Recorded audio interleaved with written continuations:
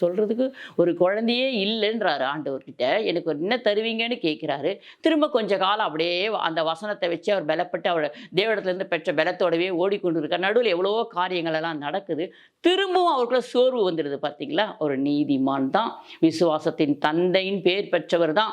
ஆனா இருந்தாலும் ஆரம்ப காலத்துல அவர் தேவனிடத்திலிருந்து ஒன்றை பெற்றுக்கொள்ளும் வரை என்ன பண்ண அடிக்கடிக்கு அவர் சோர்ந்து போகிறார். தேவன் அவரை அப்படியே தட்டி தட்டி எழுப்புகிறார் பாருங்கள்.